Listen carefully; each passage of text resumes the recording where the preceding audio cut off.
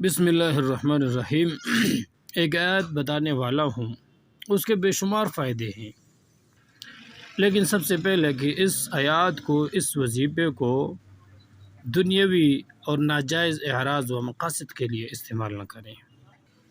اور اس کے فائدوں میں سے ایک فائدہ یہ ہے کہ ہر حاجت اور مشکل کے لیے اگر کوئی آدمی 40 دن تک 40 مرتبہ پڑھے تو مشکل اور حاجت جو ہے پوری ہو جائے گی۔ دوسرا فائدہ یہ ہے کہ دشمن کی ہلاکت کے لیے اس آیات کو 9 دن تک 29 بار جو ہے پڑھیں،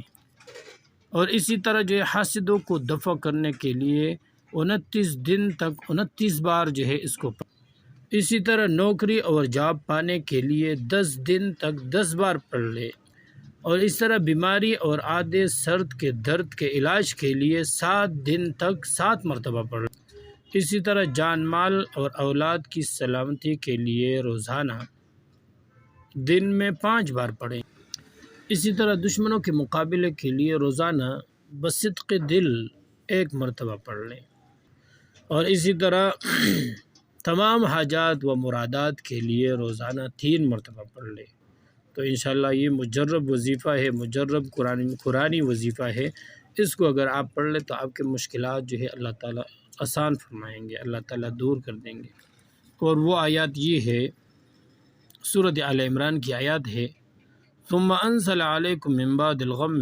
امنۃ نعاسا یغشی طائفۃ منکم وطائفۃ قد اہمتہم انفسہم یظنون باللہ غیر الحق ظن الجاہلیہ یقولون هل لنا من الامر من شیء قل ان الامر كله للہ یخفون فی انفسہم ما لا یبدون لک یقولون لو كان لنا من الامر شیء ما قتلنا هاهنا قل لو كنتم في بيوتكم لبرز الذين كتب عليهم القتل الى مضاجعهم وليبتلي الله ما في صدوركم وليمحص ما في قلوبكم واللہ علیم بذات الصدور۔ یہ سورۃ آل عمران کے آیات نمبر 154 ہے۔ اسی طرح ایک دوسرا وظیفہ ہے، حضرت مولانا محمد امین صفدر اکھاڑوی صاحب رحمۃ اللہ علیہ فرماتے ہیں، جو مناظر اہل سنت والجماعت نور اللہ مرقدہ کہ دشمنوں سے حفاظت کے لیے یہ عمل ہے کہ آدمی جو ہے فجر اور عشاء کے بعد آنکھیں بند کر کے اس لفظ کو 41 مرتبہ پڑھ لے، اور وہ لفظ ہے یا عزیز ہو، اور اس کے اول آخر میں 3 مرتبہ جو ہے درود شریف بھی پڑھ لے،